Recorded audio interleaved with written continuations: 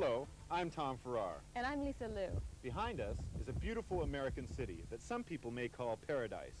From up here, it may look like paradise, but it too has its share of violent crimes such as muggings, assaults, rapes, and even murder.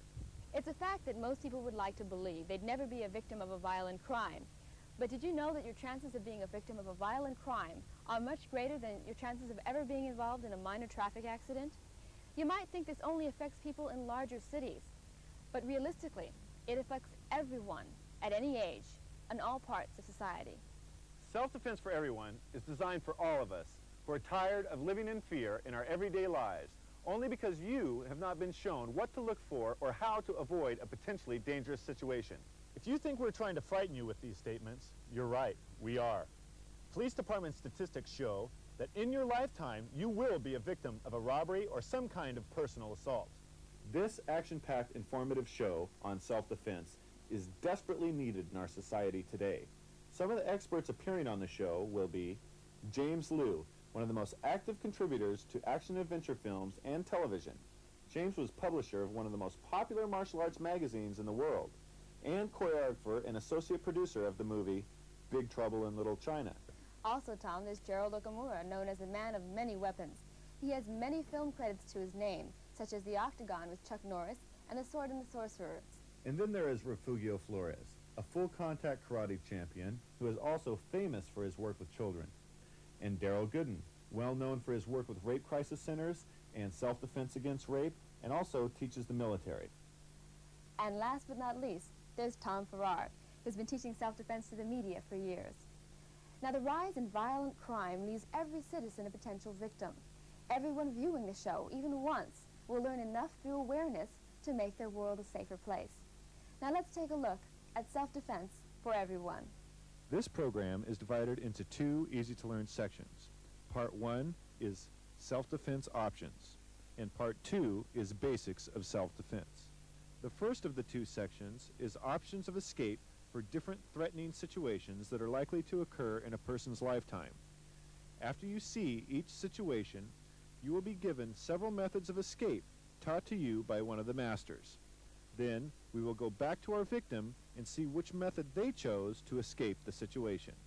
Our second section will teach you the fundamentals of self-defense, which are Basic Methods of Falling by Master Okamura, Blocking and Punching by Master Gooden, Kicking by Master James Liu, Fundamentals of Wrist Locks and Holds by Master Farrar, Incapacitating Techniques by Master Liu, and Weapons by Master Okamura.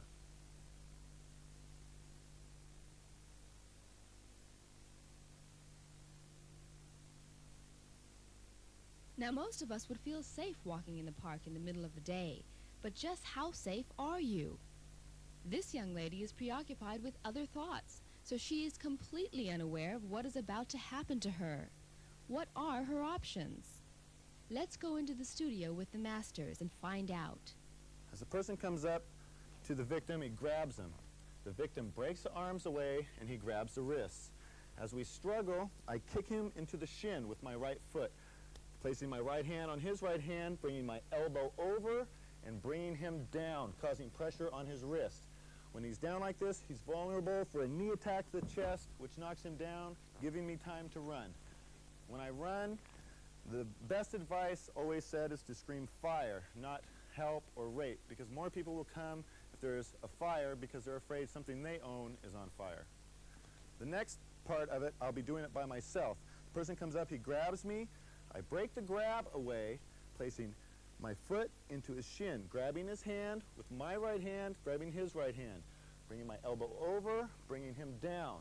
From this point, he's open for a knee to the chest, and then I would run. Next, I'll try it a little faster. He comes up, grabs my shoulders, I break the grab away, he grabs my wrist, we struggle. I kick him into the shin, grabbing his hand, bringing him down, opening him for a knee to the chest, and throwing him down, I would run. Okay, we're going to do a technique that I get grabbed from the front with both hands. From here, I back up, strike the elbows, which causes the stress on the arms, which causes him to release. From there, slamming straight to his throat. Grab from behind, step up, knee to either chest, face, whatever is available. Come down, strike with the elbow to his back of his neck, and then escape. Okay, I'll run through that slowly and on my own so you can see what's going on. He comes up, grabs me, step back, strike his elbows, forcing his grip to loosen up. Come forward, strike his throat, grab behind his neck, step up, pulling him down, smashing my knee into his solar flex or his face. Tells him come down with the elbow on the back of his neck, forcing him down and for me to get out of the situation. Okay, let's try that again. Let's see how it happens. Here, strike, hit, hit, and escape. In this position, I observe that my opponent has grabbed me with both his hands on both my wrists.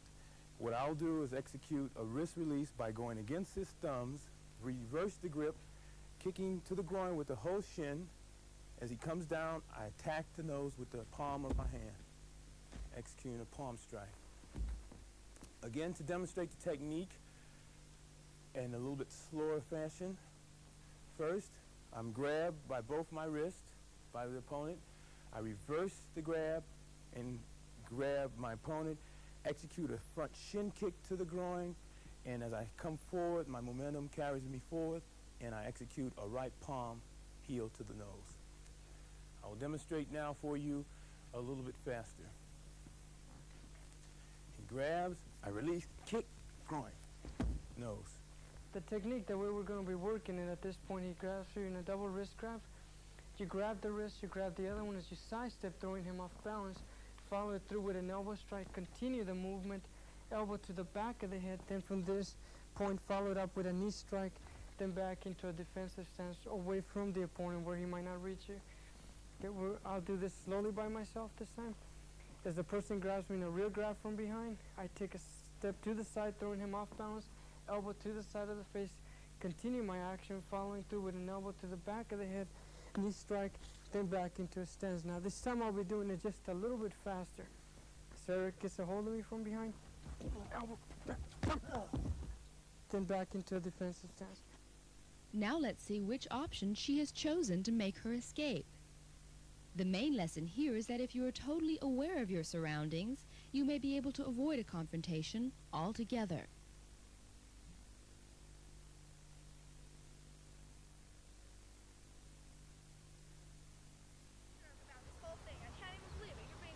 Your fault. It's all your fault. You're being such a jerk. Fault. No way. Not. If it were you, how would you break your fall safely? And how would you escape once you were down on the ground? Watch and listen carefully, and the masters will answer these questions with some simple, easy-to-learn tips. There are a few things that I like to emphasize here. He breaks his fall with the use of his arms and his hands. You want to break your fall with the palm of your hand hitting the ground, not the back side of the hand. He can injure a lot of small bones in his hand. So the application here is to break your fall, making the palm of your hands and the inside of your arms to hit at the same time. Both arms at the same time. I'm down on the ground. I use my basic technique as far as falling. Now, as I bring myself up, I can view the assailant. As I come up, all I have to do is roll into him. 1, 2, 3, and an elbow to the groin. I like to show you that in low slow motion. I'm knocked to the ground. I'm down on the ground. I make my basic fall.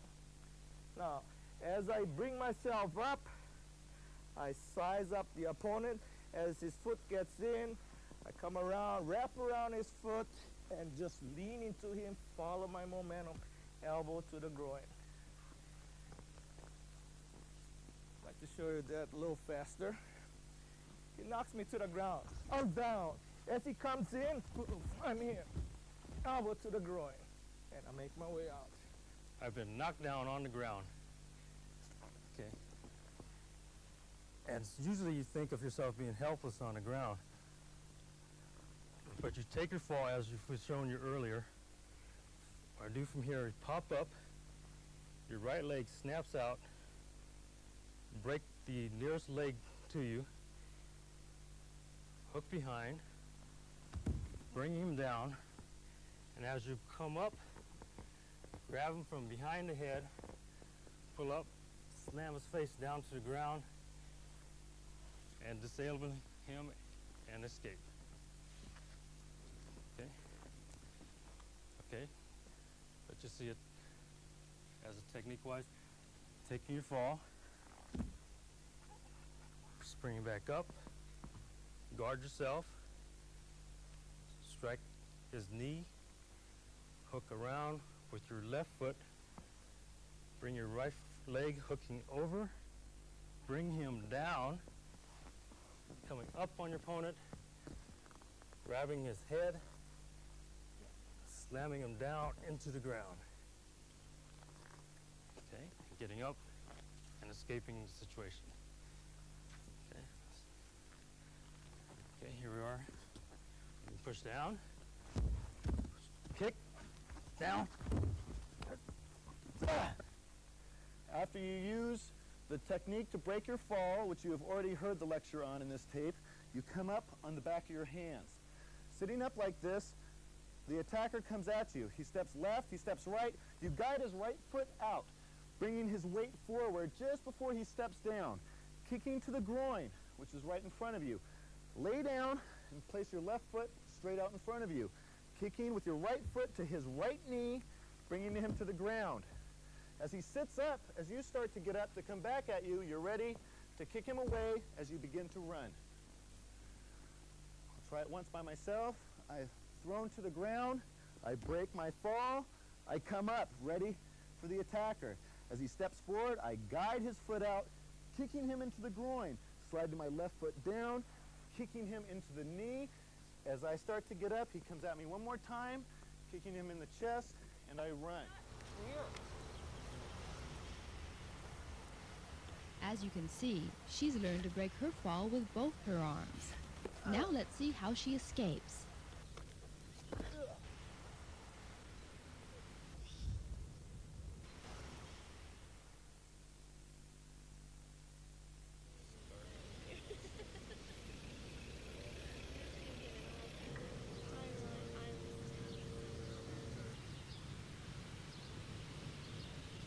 As you can see, this couple is enjoying each other's company.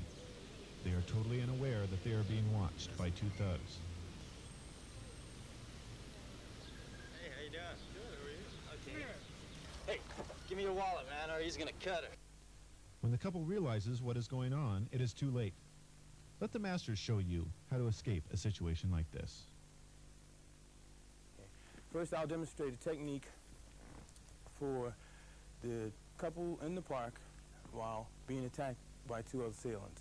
Okay, first I'll demonstrate what one would do if, for instance, someone was flailing away at them, a wild puncher, if you will. What could you do to defend yourself, okay? Coming in, blocking, and as you turn to block the other wild punch, you execute hit with the elbow, the forearm, and the opposite elbow you block, come back again, the same thing. It's a 1 and a 2 type movement. Very basic, very simple. I'll demonstrate for you now, just by myself and a little bit slower. You step into, from outside to inside defense, blocking the arm. As you come to do your other block, you execute elbow to the face, forearm to the face, opposite elbow to the face, and block, all in one motion. And then, again, the same motion the other way, attacking opponent in the opposite direction. Dennis? He's flailing away. Instantly, he's subdued. Secondly, I'd like to demonstrate for you a technique while being held at bay from behind with a weapon. Keeping in mind that this is a couple that are working together. And what you want to do is key on your opponent as well as on your partner. You're watching and being aware of the whole situation. And in this situation, you use your peripheral vision to do a visual check of which hand the weapon is in. From here, you execute by turning to the outside of the weapon in the opponent, using your whole arm to control his arm up high, coming around, breaking the knife free, kicking the knee, hitting the nose as he goes down. I'll do the technique slowly by myself. My arms are raised. I use the peripheral vision to do a check visually of the assailant.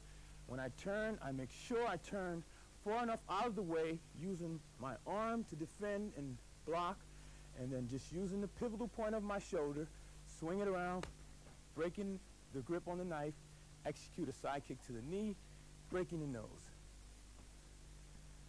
I'll try to do it a little faster to give a realism to it. One thing I should point out, before you turn, make sure when you turn, you do not turn too shallow with the arm movement, because you will only end up being stabbed. So there's a little caution in this technique. From here, you do the visual check, turns all the way around, hit into the nose.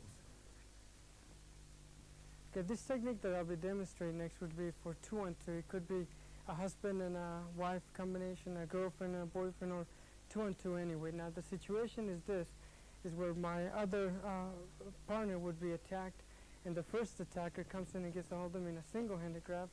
What I'm going to be doing, okay, I'm going to be checking the hand as I hit the arm, more hyperextending the elbow. I clear the hand, still checking it so it won't hit me unintentionally. Hit into the chest, hit to the side of the face, kick, taking his balance away, then back into a self-fighting stance. I'll go through that slowly by myself. As I check, again, I'm throwing him off balance, hitting under, clearing the hand, palm strike into the chest or throat, whatever's more available depending on his height. Hammer fist across into the face as I adjust my feet, kick inside the leg, then back into a defensive stance. Eric, let's try it once again a little faster, okay? So he comes in, okay, boom, kick, then back into a stance right there immediately. Okay, great. Now, the other opponent, in this case, here's what would be happening with the knife attack. Eric, could you bring the knife out? Okay, here's where the opponent would be attacking you from behind, a rear choke. What we'll be doing, let's position ourselves a little more this way so the TV people can see us. Okay, now, I check the hand, elbow strike, hammer fist to the groin. As I step behind, back in, still checking him, knee strike into the face, buckling the leg, and then rejoining your partner if possible, okay? Or helping him out, whichever would be more appropriate. I'll do it slowly this time. Okay, what we'll be doing from here again, you're checking the hand because you want to control that particular weapon. Elbow strike into a suplex, hammer fist into the groin. From there, as soon as you take a step back slightly, you hit to the ribs. Then from this point, you would be buckling him down, knee strike, then getting away from the opponent. Okay, Eric, let's try it a little faster this time, okay? Okay, the opponent comes in and grabs, okay? You check the hand, elbow, hammer fist, go, and you take him down, then back into a stance, ready to continue on or help your partner out.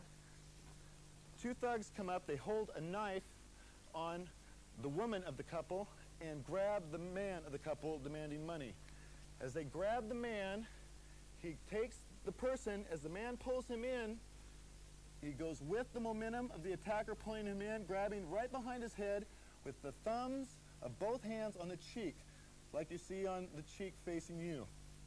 From here, with your fingers behind the head, you just guide your forehead right into his nose. From here, when he backs up, you come right up with your knee into the stomach area or groin area. If you're close in enough, to the groin. If you're not, to the stomach. Stepping back with your right foot, you pull him into a wall that's nearby or anything else, or head first into the ground. I'll try it once without an opponent. He comes up, he grabs me. As he pulls me in, I reach up, take my forehead to his nose, kneeing him and throwing him away and escaping the situation. From here, the wife, knife,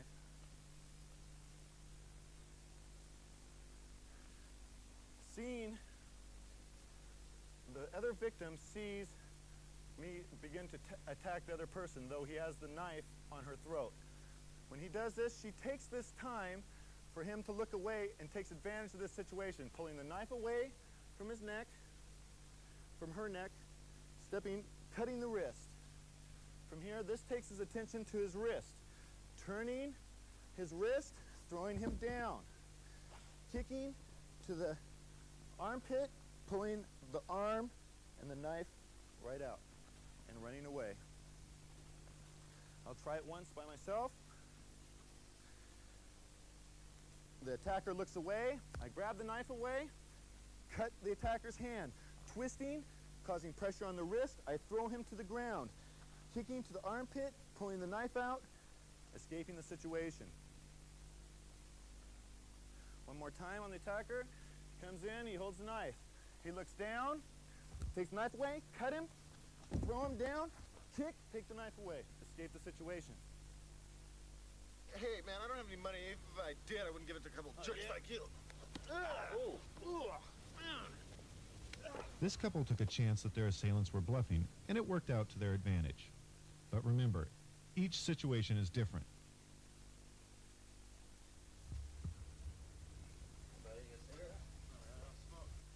In this scene, suppose that you're walking down the sidewalk, not really paying much attention to the two people blocking your path. Let's find out what options we have to turn this disadvantage into an advantage.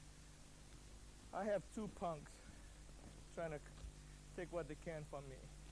The whole idea is distraction. The closest opponent to me, and this is an element of surprise. What I'll do is I'll look at him, but I'll spit in his face. The other guy will approach. I'll hit backhand to him.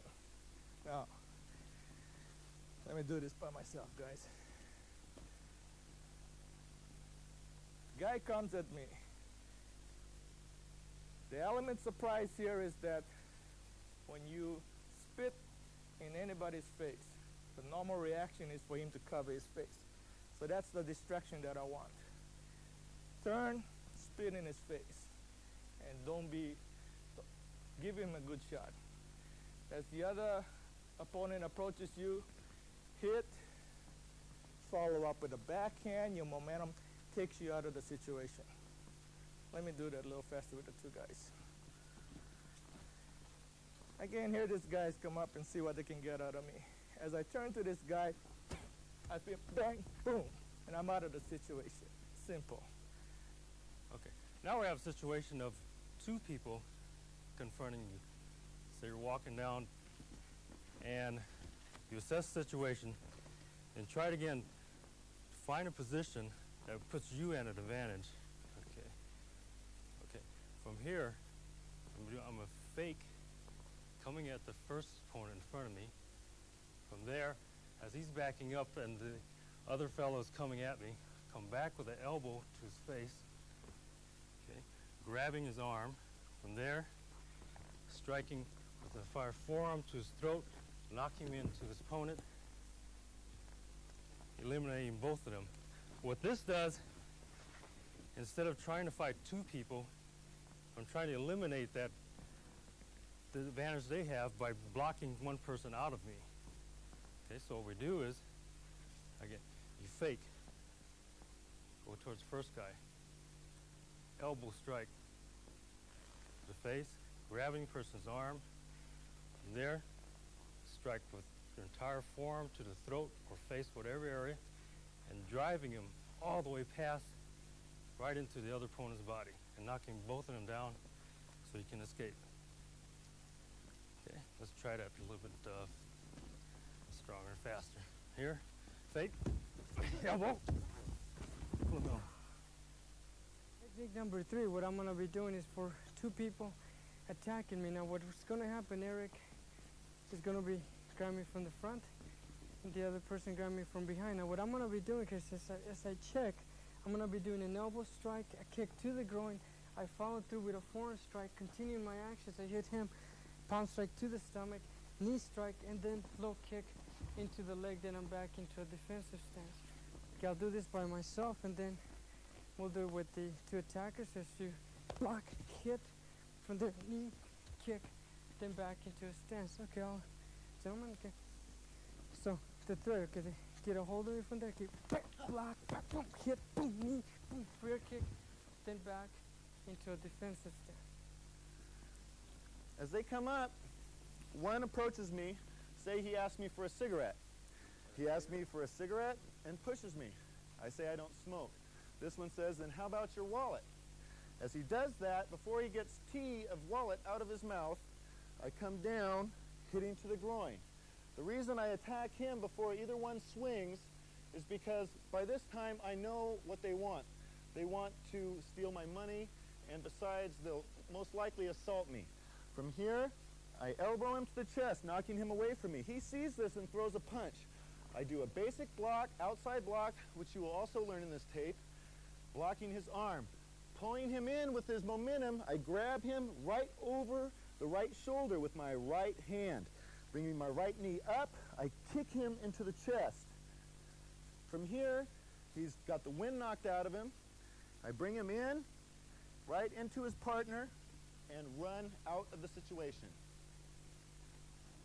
Now I'll try it on my own without my opponents. Comes up to me, he pushes me. The other one asks for my wallet. As he asks for my wallet, immediately I bend down, hitting to the groin, elbow to the chest. He punches. My hands are already guarding my center line. From here, I block, grabbing him, grabbing his shoulder, knee, throwing him into his partner, and escaping the situation. These all can be done with practice. You just have to watch carefully as we explain what you're doing. Listen to our words when we say your right foot, your left foot, your right arm. Next, they try it again. They try to attack me. When he says wallet, boom, I hit him once, boom in the chest. Block his punch, knee, and back into his partner, and escape the situation.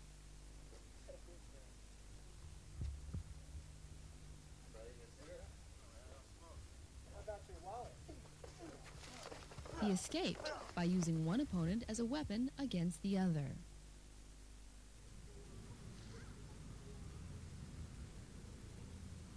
I want your lunch money, man. We all know that even children are prone to attacks. However, they too can learn simple but effective self-defense. Let's go through it slowly, you guys. Okay, what they're going to be doing is for a double-handed grab. Jeffrey will do the self-defense technique first. From there, what he does, he grabs, he hits to the arms, he clears again, does a chop into the neck. Then he gets back into a self-defense technique. Let's go through it a little bit faster, Jeffrey. He gets a hold of him, then goes a little quicker. 1, 2, then clear, then fighting stance. Very good. Now, one of the things that we try to teach the students is that in the street, they can get hurt two ways. One is intentionally, and the other one would be unintentionally. And if you really think about it, those are the only two ways you can get hit in the street, whether it be by a rock, a stick, a gun, or whatever. It's still done intentionally. Now, sometimes when we do a movement unintentionally, that you might trigger a reaction from the person that might hit you as well. Now, from here, Joseph is going to be doing a technique for a side headlock. Now, as he gets a hold of him in a headlock, what he's going to do is going to take a step forward. He gets to the kidney. He pulls the hair back, and then he does a palm strike to the face. Then he gets back into a defensive stance, getting ready to continue on or run away where he might not be bothered anymore. Now, he's going to go through it slowly again. Okay, a little bit faster. Go right ahead, Jeffrey. He gets some hits there, palm strike, then back into defensive stance. Okay, very good, gentlemen. Okay, stay right there, you guys. Okay, now the next thing is the aspect of using your common sense. If we can all always avoid a situation and think ahead, is very important. Even though when we train the self-defense techniques, we try to tell the students to be careful when they're doing it. And you people or young adults is watching this particular segment, try to understand that these people have been training for quite a while. So if you do practice and doing very slow, and make sure that your mom or dad are supervising what you're doing so you won't be hurting each other, either by purpose or by accident, obviously. But again, keep in mind, the most important part to remember of this segment is always use your common sense.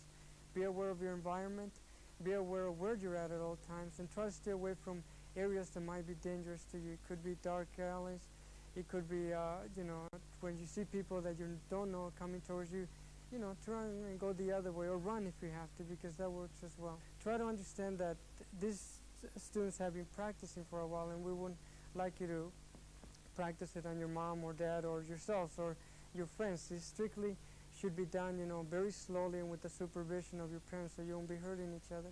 Again, if you're going to leave something to trigger, you know, your interest as far as in the martial arts, keep in mind the first thing that we try to teach is the most important thing, which is your common sense. If you can avoid a situation, do it, because that's the greatest defense that you can learn in any type of situation. No.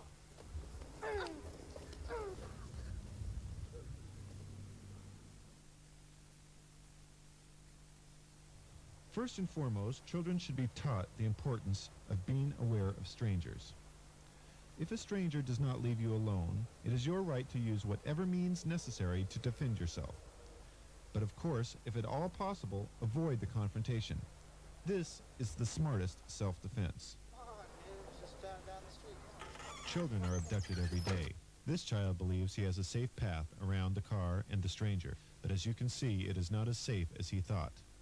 Now let's look at some ways out of this problem.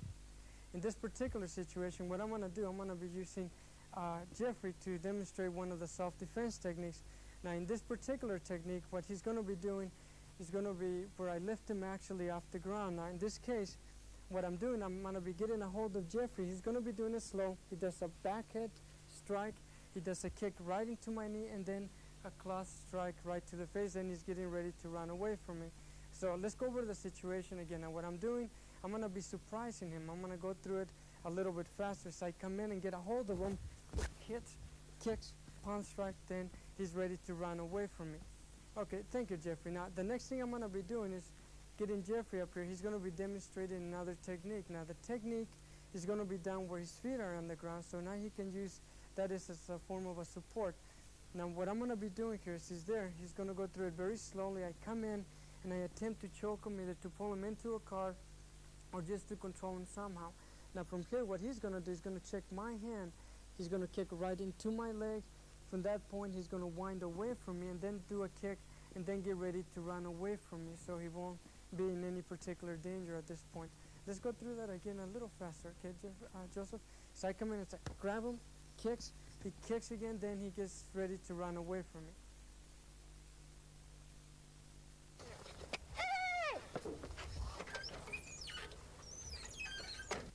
The important lesson to be learned here is, children should not be afraid to fight back when they're in danger, and to yell out and draw the attention of others to the scene.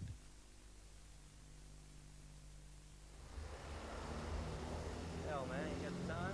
I don't have the watch. Many seniors like this one use a cane for a crutch, but it also can be used as a very effective weapon for self-defense. Watch as our masters show you just how effective it can be. As he comes in, you can use the cane as a weapon. Maybe you cannot kick that high, so what you do, you stomp into the foot, elbow, you're hitting the side of the, with your cane, you grab the inside of the foot, pull it, and then from this point on, you can hit into the shin, then continue about your business. I'll go through this slowly. Okay, let's say the person's in front of me. We clear his attack, stomp, hit. You hook his feet, then boom, hit into the leg, then you continue on. Okay, I'll do it just a little bit faster with Eric. I'm right in front here. He comes in and you block, stomp, hit, hook his foot, then from this point hit into the shin to avoid any continued aggressive tactics from him. As he walks down the street, the attacker comes up, threatening the victim. As he threatens the victim just looks up at him slightly, raises the cane into the groin. From here, guiding his momentum straight ahead, hits him with the butt of the cane. As he does this, slightly step forward. You don't need to be quick or with a lot of weight. Just hook the cane behind the neck, stepping back with the left foot, guiding him away. He keeps on going.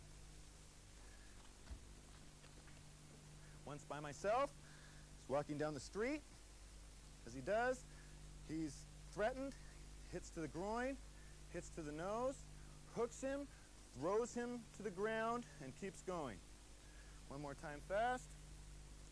As he comes up, strike, strike, hook him down, you're on your way. Again, we have young people picking on seniors. And here's an old man making his way, walking the broad walk, down by the beach, and he's accosted by the man, a young guy. All he has to do is raise the cane up over the guy's arm, grab, use the leverage, follow up, apply the cane to the throat, and he can be on his way. I'll slow this down for you. Again, the situation of this technique here is that we are applying pressure to joints. All I'm doing is once the assailant puts his hand on my shoulder, all I'm doing is raising the cane up over his arm, grabbing the cane, applying the pressure, follow through with it as I knock him down, apply the pressure to the throat, still having leverage on his arm. He can put added pressure with the leverage on his arm, and the old man can make his way. Let me show you that in another situation here a little faster. Now again, he's accosted. Old man just raises his up, down, here, down, boom. And then the old man kind of walks away.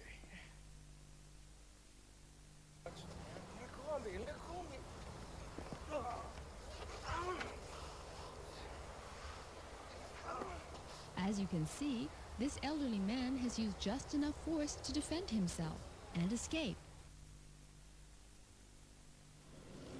For business people, carrying a briefcase is a matter of necessity.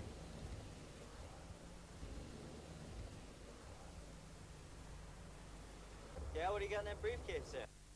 Now let the masters show you how a briefcase can benefit you in a self-defense situation. What's happening here is where maybe someone's attacking you from your right side. As you're walking sideways, you notice an opponent coming in at you. What you're going to do, you're going to use your briefcase as a weapon or as a form of defending yourself, as well as a weapon. You hit into the bicep, striking right up into the face, knee strike, then hitting into the kidney, and you continue about your business. Okay, now I'll go through this slowly by myself. Okay, from here, you notice he's coming at you at an angle. You sidestep as you use the briefcase as a defense. From there, you're hitting directly into the bicep, then bring it up into the face, knee strike, hitting into the kidney, then getting away to safety. Okay, we'll go through it a little faster. So he comes in, boom, you clear, strike, face, knee, boom, then hit into the kidney, then back into a defensive stance, making sure that the person does not continue to try to attack you. Now I'd like to demonstrate the businessman's defense.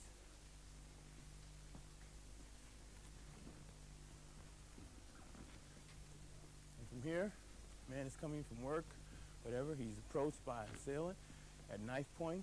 From here, he immediately, again, steps to the outside of the assailant, hits the knee and to the spinal cord, and he's away. Slowly, by myself, it looks like this. From here, you step out, hit the knee and the spine. A little quicker. This is a dangerous technique to do while practicing with someone. It's advisable to wear equipment and to use the appropriate tools to practice with. So we have a real briefcase to be as realistic as possible. But if you were to practice this at home, it's good advice to use a bag of some type that you train with. Okay. Here's that bait. Well, this businessman drops his briefcase. This takes the attacker's attention away. As I do this, I bring both my hands up, grabbing his knife and pulling it, if it's by my neck, straight away from me. Both my thumbs, you notice, are on his knuckles. My insides of my hands are on his palm. From here, I step back with my left foot, keeping this momentum going this way, twisting his wrist, causing pressure here, bringing him to the ground. My hands are under this way. From here, I pull the knife out, disregard, kick, and run out of the situation. My theory on weapons is that you always think of three things: identify, control, and disarm the weapon. Next technique. I'll do it by myself this time. The person comes up, he holds the knife. I drop it, bringing his attention to the suitcase, or the briefcase in this case. Okay, grabbing his wrist with both hands, thumbs on the knuckles, other hands on the palms. Stepping back, twisting, bringing him to the ground. Pulling the knife out of his hand, kicking to the ribs, and escaping the situation. I'll do it one time with my opponent. As he comes up, he holds the knife on me. I change the direction of his eyes so I can take advantage of his hand.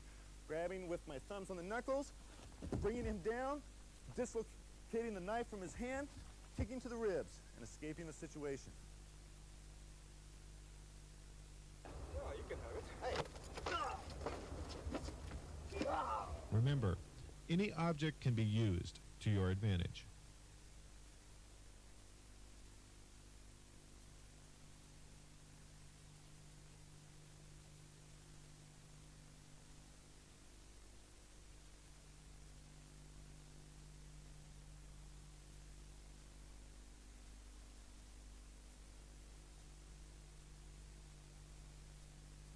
I would like to talk to you some of the pluses and minuses of falling. But before I do that, I'd like to caution you. If you do this at home, make sure that you have mats available. We are professionals and we know what we're doing. I would like to have Dennis assist me during this exercise. Now again, I want to caution on points on the body. We want to prevent the points on the body from hitting the ground. And I'll run through it with you on some of the exercises. I would like to start with Dennis in a squatting position. As he falls, he'll protect himself with his arms. But there are a few things that I like to emphasize here. He breaks his fall with the use of his arms and his hands. You want to break your fall with the palm of your hand hitting the ground, not the back side of the hand. He can injure a lot of small bones in his hand. So the application here is to break your fall, making the palm of your hand and the inside of your arms to hit at the same time. Both arms at the same time. Dennis, go through that again. Now as he does this, he'll break his fall. The other thing that he wants to emphasize here is that he'll tuck his chin to his chest. With this, keeping his chin to his chest, he'll protect the backside of his head. The emphasis again here is to protect yourself with your arms to prevent injuring vital organs. We'll go through that again, repeating the exercise again in a squatting, starting from the squatting position.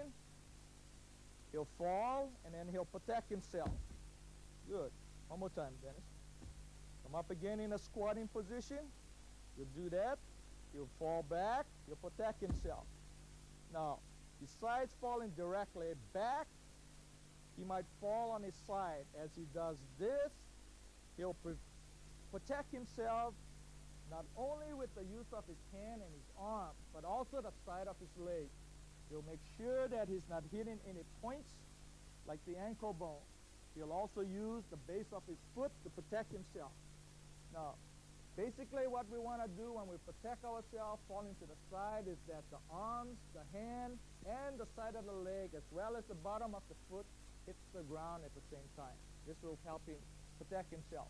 We'll do this exercise on both sides. He'll flip over on the other side, repeating the same thing. On the other side, he'll repeat the same thing. Now, I'd like to show you an application of somebody getting thrown. Dennis?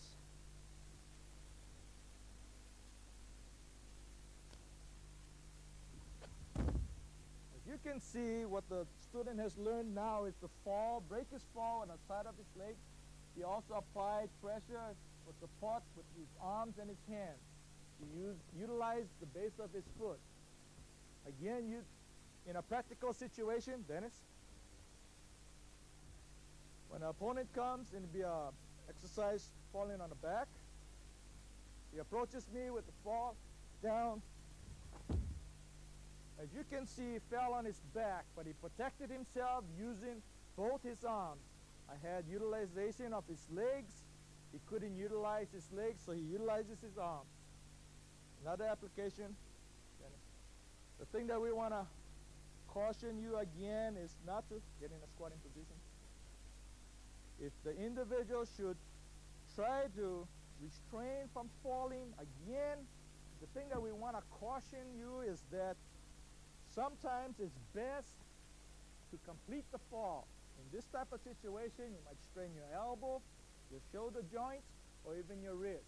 It would have been wise for him to continue his fall, break his fall with both arms.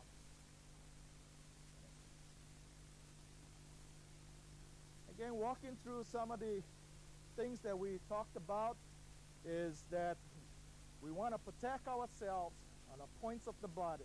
We don't want the elbow to be hitting the ground. We don't want the wrist bone area sticking out that might hit the ground. As we continue this, the knees and the ankle bone.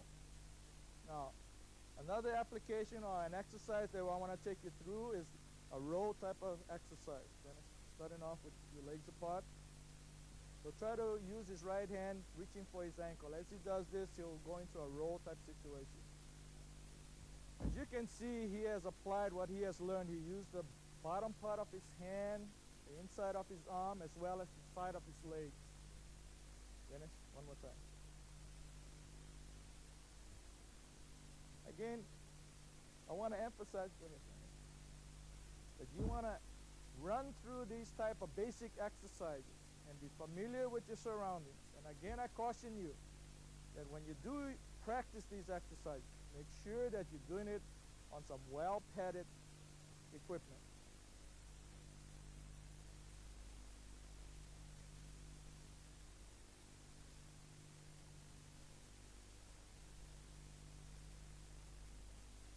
First off is the principle of the center line and defense of the center line.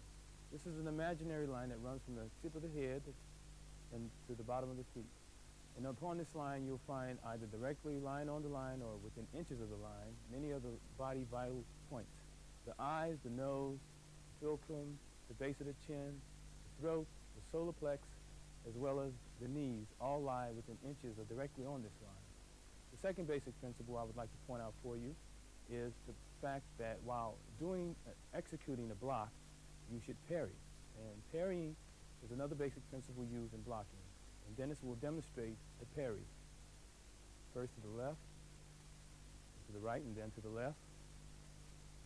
Parrying is a very important point in basic blocking techniques. The third basic point I would like to bring forth is the fact that from the base of the elbow to the tip of the fingertips and all the areas along that plane are the areas we use in application of blocking techniques. First, we'll demonstrate an inside to outside defense being applied against a straight right jab. Then parrying, moving out of the way, blocking, and again, inside to outside defense. With this, I'd like to, at this time, point out that a block can be used as a strike as well. And with that in mind, the same thing, punch, defend. At the same time, a strike is executed to the face. So you notice we've blocked and hit at the same time. Very efficient movement.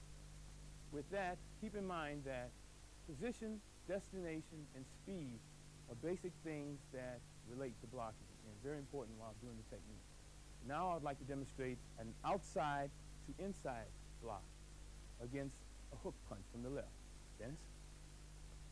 And with this, please note that the power as it comes upon his arm is aimed at the fleshy part of the bicep, whereby applying very, very excruciating pain to the opponent, setting him up for a simple strike to the face. Again, outside to inside defense. Punch. Here, and the setup of the strike. The next basic block I'd like to demonstrate is high defense for overhand strike. Dennis? Note that the arm is above my head 5 to 6 inches to make sure that I have defended myself adequately. Again, the high defense. With this, we'll cover the fourth and final basic block, which is a block that is used most often against kicks. Dennis will execute a front snap kick. I step out of the way, parrying and blocking with a low motion. Again, block, step out of the way. With that, that brings to a conclusion the basic blocks as they apply in self-defense. One more time to recap the basic blocks. Dennis will demonstrate for you the inside to outside defense and the outside to inside defense and the high defense. Finally, the low defense. From here, I'd like to point out that when striking, think of the forearm in conjunction with the hand as you would a 2x4. Please note, a basic punch should be executed with the hand being level with the rest of the forearm, not in the manner where the fist is up and bent, whereby if you punch, you would sprain or break your wrist upward, or if you held the punch wrong in this manner, you could strain or sprain it or break it by punching incorrect with the wrist being bent down. The correct way to punch, the basic punch, is to level out. Look straight this way, and you should be able to see a straight plane. From here, when your punch happens, it has the effect of a 2x4 to make point. Another basic strike we like to use is a palm heel strike. This is excellent for women because a lot of ladies have nails and whatnot, and it's a very easy way to form your hand. And the same principle holds true for this. A type of strike like this also is similar to being hit with a 2x4. And finally, a basic strike we like to cover that applies to most basic techniques is the basic karate chop, whereby it's struck against the side of the face, this way, or with the left, either hand. And with that, that pretty well wraps up the basic blocks and striking as it applies to street defense. The third basic strike we use in self-defense is a basic karate chop. Against a right jab, you cover as you apply the strike to the base of the jawbone or the side of the temple. Very effective basic technique. With that, there are two additional strikes we use in the basic scheme of self-defense. One being the hammer fist, just applied to the side of the temple or the bridge of the nose. It can also be executed from coming from a downward, upward to downward type strike. With that, one final basic strike we like to use when you're in a tight situation. The elbow is an excellent striking technique to use. With that, we hope pretty much covers the basics that one should know about in dealing with self-defense as it pertains to striking and blocking. Thank you very much.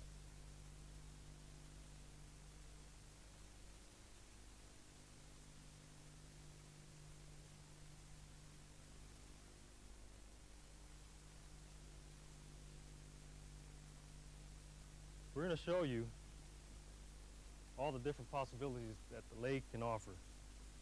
The striking targets they can use in attacking an opponent, say the tip of the toe, if you're using a hard street shoe, is very effective. Or you can use the ball of your foot, the heel, also the back of the heel, and the entire shin area is very effective, and the top of the knee area. What we're going to show you now are some attacks using these specific points. Say, for instance, the first one is the tip of the toe. Say if I'm using a very hard street shoe, I can attack with a snap to the groin, okay, using the tip. Also, the same kick can be used using the ball of the foot. The side of the foot is very effective for close quarter fighting, where you can come into an opponent, stomp on his knee, slide down his shin, and slamming down on his instep. And there are usually the bones on the instep are very delicate, in which you can try to break and cause quite a bit of damage. Also, the inside of the foot can be used in the same sense of hitting the knee, and also be used for the back of the legs. using the heel to strike, which is a very hard part of your body. You can just a very simple, a short strike, stomping down on the person's foot, or say if you're trying to escape, the guy's coming after you, simply thrust your heel into his chest, abdomen, lower abdomen, or the groin area. Now, a very effective street fight technique is to use the entire shin area. It leaves you a very large target to be able to strike your opponent with.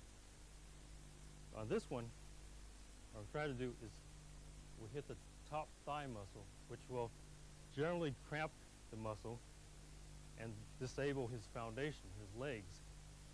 Here, attack. Okay. Also, this same kick with the instep can be used for the groin area, which is very effective because there's so much of a target that you can use to strike. Virtually, it's very hard to miss. Okay. Last, we come to the knee. The knee, if you're in close combat with the person, can be used to strike on his top thigh muscle, or if you're able to, if you can grab the person behind the neck, come strike with a knee to the solar plex, stomach, or if you can, smash to his face.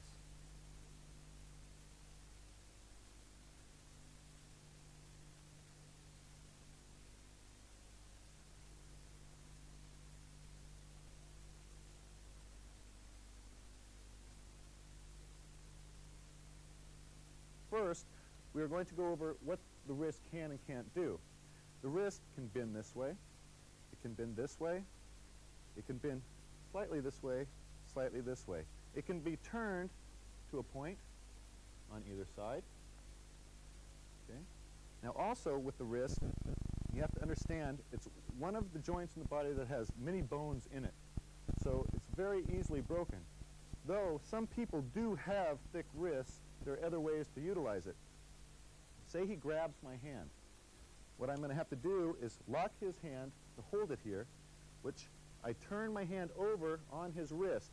This locks and puts pressure on these bones here, bringing him down with pressure. Now this doesn't seem like I'm doing anything, but it does hurt the opponent.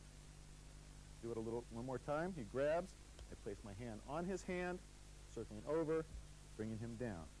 Another way, say they grab. This is also good for a woman if someone's getting fresh. Put the hand on. See that the thumb is on the knuckles. Taking the hand, grabbing under at this point, it turns the wrist. He can turn it to a point and then he has to go with it and down. If I want to turn him the other way, same thing, my thumb is on his knuckles and I grab under the hand again at the palm, turning in a circle, putting pressure with my thumbs, bringing my other hand to the knuckles also, pushing down. He has to go down. Now this seems like he might be able to get away, but it's used as a technique to control and hold if you want to use another technique on him, like a low kick or a kick to the leg to bring him down. Another way, if he's choking me, if I want to use the wrist to get him off of a choke, and I can't because his wrist is too strong, I will utilize his thumb by bending it back and down. Or his pinky, or this finger. Okay, another one. If he grabs, say he grabs my wrist, we'll go to the wrist. Grabs the wrist. If I grab here and bring up and then down, he has to come down. Okay. Or if I come under the fingers with both my hands and turn his hand down. This is all putting pressure on the wrist. Now, we'll do a couple for a punch. If he's approaching punching, first thing, you move your target. You always think of yourself as the target. When you block to get a wrist technique, you always block first. This time I'm utilizing an inside block. I'm blocking, then I grab. If you just try and grab and you miss, you're going to get hit. So you want to block and then grab. bringing my right hand up slowly to the knuckles, turning him down. One more time. I block, then grab, bringing the other hand up, turning, and down. Now, sit down. From this position, I have my knee here. I can also lock his elbow or utilize a kick. One more time. If I want to block inside, again, I use an inside block. My hand drops down, so my thumb is over his knuckles. This hand comes up, which is also over the knuckles and under the palm, turning him this way. Again, I use it to utilize a kick anywhere I want or a chop. Now I'm going to go through just these a few times fast, showing you through practice with this tape, Self-Defense for Everyone. Everyone can utilize it and do it at this speed. That's right. Block, taking him down. Locking both my fingers on the thumb. My thumbs are on his knuckles. My hands are in the insides of his hand. One more time. Blocking, fingers down. Now you also notice, very important, I move my target to get the momentum I need.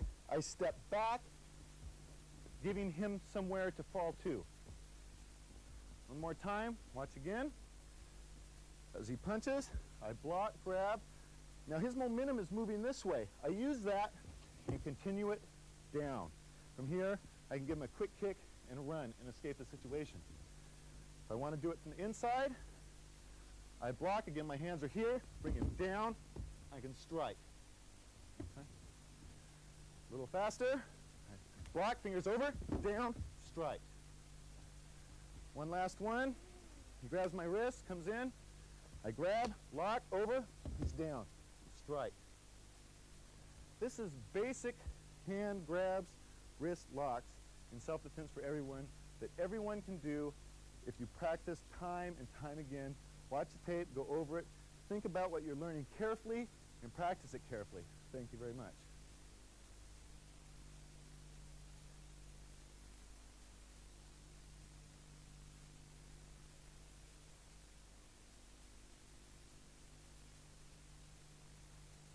There are many, many weaknesses as our nerve endings that we can use to incapacitate our attackers. Let's start with the eyes. Those are very, very vulnerable for attacks. The temple. Temples are a hollow space on the skull, which when hit can cause either serious damage as far as blood vessels bursting or cause the opponent to faint. The bridge of the nose is made of only of cartilage, which can struck, can break very easily.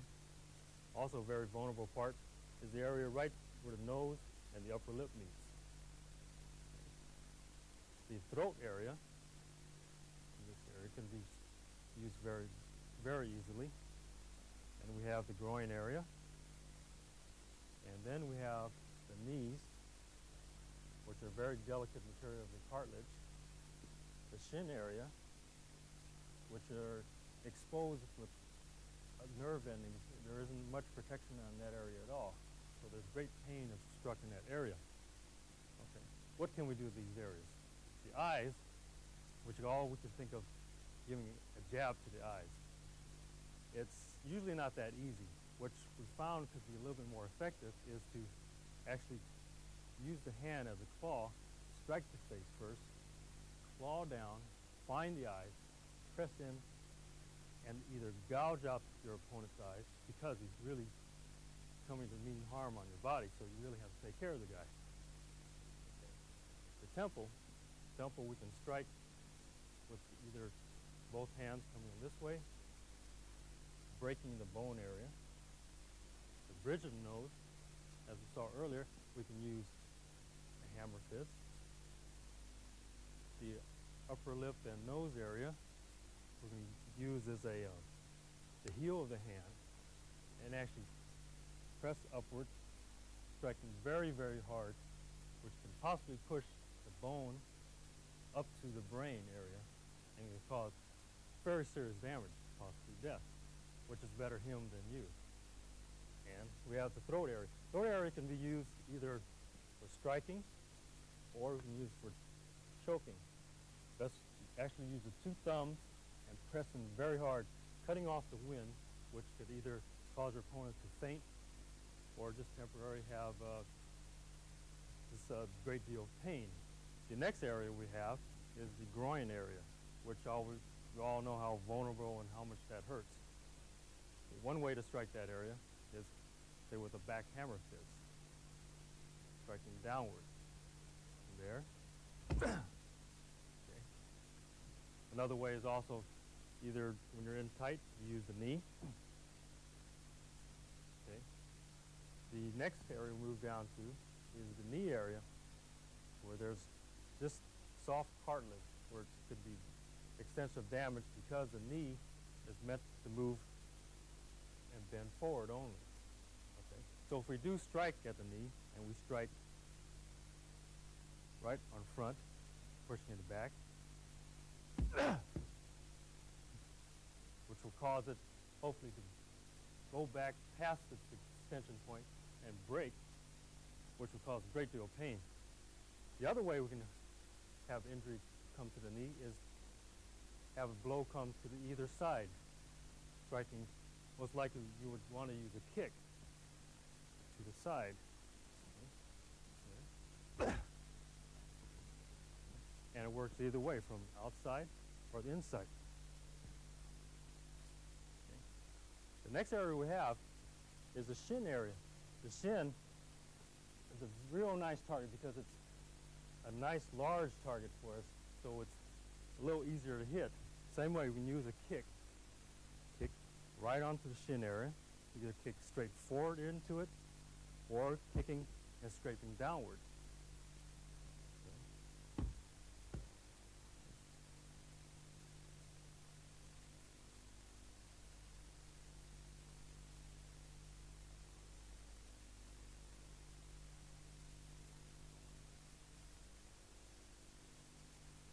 There's a very simple object.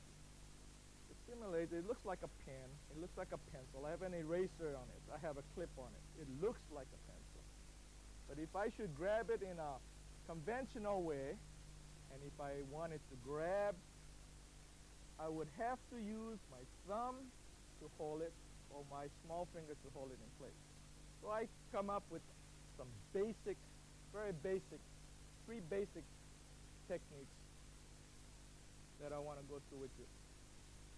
Basic number 1, I cradle the object. Cradle the object in the hand. This way I can still grab. I can still punch. I can claw without losing the apparatus or the object. I can also work it, being that it's sitting in the palm of my hand, I can palm to his forehead. This will sit right in on a bony structure on the skull, causing severe pain. Basic number 2, I use it as a pincher. So in a basic movement, with the fingers, I pull it on the side. Now, if the individual should grab my wrist, I use the pinch action against the bony area. He releases, then I can follow with a technique, a backhand technique. Basic number 3 is a pointer. Again, with a little manipulation of the fingers, I can use it as a pointer. I can go to the eyes. I can go to the throat. I can go to a bony area like the collarbone. As well as, if I'm real lucky, I can go to the nose. It'll go in the nose, and I can twist it. Again, everyday objects that you carry can become weapons. Let me go through this with you again. Basic number 1, I cradle the apparatus. I use it as a palm. I can grab. I can punch. Basic number 2, I can use it as a pincher. I can go to the throat. I can go to the wrist. Basic number 3 is a pointer. I can go to the eyes. I can go to the collarbone. And if I wanted to, I go to the bottom of the shoe. I also have a mini flashlight. With the help of Eric, I'd like to show you some of the applications of some of this apparatus. I can grasp the flashlight in a manner such as this with the end exposed. Now, previously, some of the masters mentioned some of the vulnerable points that an individual can hit. One of it would be a backhand to the temple. I can hit to the collarbone. I can backhand to the throat. Now, an object like this here, once we find the fundamental usage of it, once we find the thing that we can do with it, your imaginations can carry you from there. I can also work it where if the individual should grab the wrist, I can use the protruded end against a bony area, such as his wrist, to make him hurt. In this vulnerable position, as previously described by another master, I can follow up with a knee. Thanks to today's technology, people have many choices of tools that they can use to protect themselves. Remember, self-defense is the use of whatever justifiable force is necessary to protect yourself and escape the situation.